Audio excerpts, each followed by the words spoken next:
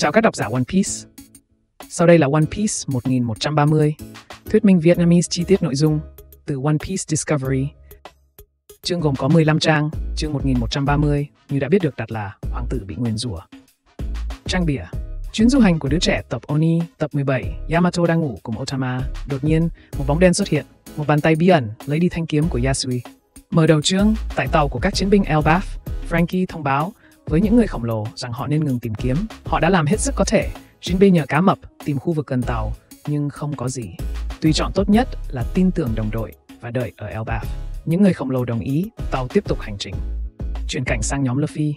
Nhóm Luffy ra khỏi mô hình diorama của Road và phát hiện mình đang ở trong lâu đài khổng lồ, giống như lâu đài Lego.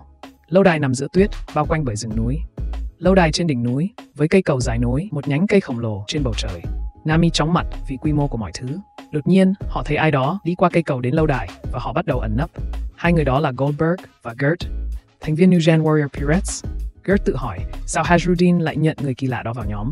Goldberg trả lời vì anh ta có kỹ năng về điều hướng. Gert ghét anh ta và cho rằng anh ta là nỗi xấu hổ của Elbaf hơn cả Loki. Goldberg và Gert đến lâu đài vì con cú Piper phát hiện thấy con tàu của Road. Road có thói quen khá lập dị là bắt cóc các con tàu gần đó, với lý do là kẻ xâm nhập bất hợp pháp.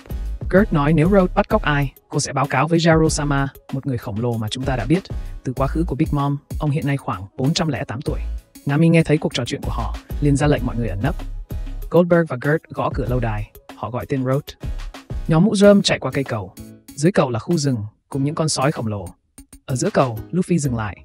Anh nói rằng từ khi họ ở vương quốc này, anh đã cảm nhận được thứ gì đó.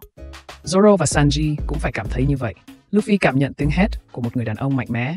Luffy muốn kiểm tra nguồn gốc của tiếng hét đó. Sanji quyết định ở lại với nhóm và không quên ngăn Zoro đi cùng Luffy. Sanji nói, thánh mù đường Zoro, không nên vào rừng. Luffy nói mọi người đi trước, rồi anh nhảy xuống cầu và vào khu rừng, cắt cảnh. Trên tàu Elbaf, chim mong biển giao báo từ tòa báo kinh tế thế giới, tin tức khiến Dory và Brogy sốc khi nó ghi rằng băng hải tặc chiến binh người khổng lồ tấn công đảo Egghead. Robin đọc tin tức cho mọi người nghe. Chiến binh khổng lồ thức dậy sau 100 năm ngủ đông. Cùng với Yonko, mũ rơm Luffy, họ đã đốt cháy Egghead. Cả hai thuyền trưởng của Gen Warrior Pirates, Brogy the Red Orge và Dory the Blue Orge, đều có mức thưởng 1 tỷ 800 triệu berries. Dory ngạc nhiên. Robin giải thích lạm phát đã xảy ra trong 100 năm qua và mức thưởng này hợp lý cho các lãnh đạo của Elbaf Warriors. Báo cáo còn nói rằng Luffy giết Vegapunk với hình ảnh Luffy sử dụng hình thức Gear. Robin thấy bức ảnh, liền ngưng đọc tiếp nội dung tờ báo vì cô nhận thấy dấu chân tay của Luffy. Franky hỏi, liệu dấu này có luôn xuất hiện khi Luffy trở thành người tự do nhất? Robin trả lời rằng có thể.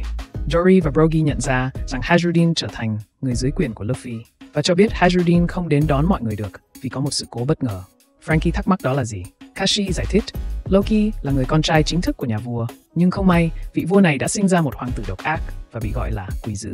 Hắn đã giết cha là Harald rồi chiếm đoạt trái ác quỷ huyền thoại, thứ đã được truyền lại suốt các đời hoàng tộc. Mặc dù vậy, chương này không có thông tin chi tiết về trái ác quỷ huyền thoại này. Các chiến binh Elbaf đã bắt giữ Loki, nhưng gần đây anh ta sắp thoát khỏi giam cầm. Họ cần sức mạnh của tất cả chiến binh để kiềm chế Loki. Franky ngạc nhiên, khi tồn tại kẻ mạnh mẽ đến vậy, cần tất cả chiến binh khổng lồ để khóa lại. Cắt cảnh, Luffy tìm thấy một người khổng lồ bị trói bằng xích giữa vùng tuyết. Người đó là Loki, gầy, cơ bắp, tóc dài với bím tóc. Loki có râu quai nón và một số hình xăm trên tay. Anh ta đội mũ sắt màu đen có sừng dài, cầm rìu trên lưng. Đôi mắt của Loki bị che bằng băng gạc. Khi nói chuyện, lưỡi của Loki thẻ ra như Doflamingo. Loki yêu cầu Luffy cho biết tên. Luffy trả lời, tôi là Luffy, người sẽ trở thành vua hải tặc. Loki nói đây là Warland, vùng đất chiến binh Elbaf, đã cống hiến cho chiến tranh trong quá khứ, là quốc gia mạnh nhất thế giới. Cảnh cuối cùng của chương, chúng ta thấy toàn bộ Elbaf sau nhiều năm chờ đợi. Elbaf có những ngọn núi và cây khổng lồ Yggdrasil ở trung tâm khu vực. Cây lớn hơn tất cả các ngọn núi, có thác nước đổ từ cây. Một tầng trung gian bao quanh thân cây, nơi có lâu đài và làng mạc. Những khẩu pháo hướng ra ngoài. Cuối cùng, có thanh kiếm khổng lồ xuyên qua tầng trung gian chạm xuống đất. Loki tiếp tục nói chuyện với nụ cười độc ác. Ta là thần mặt trời, người sẽ kết thúc thế giới này. Chương kết thúc, One Piece tạm nghỉ. Vì Oda cần nghiên cứu thêm, One Piece sẽ tiếp tục trên Weekly Shonen Jump ngày 11 tháng 11. Cảm ơn các bạn. See ya! Đừng quên bấm nút like và subscribe để có thể theo dõi những video mới của mình dễ dàng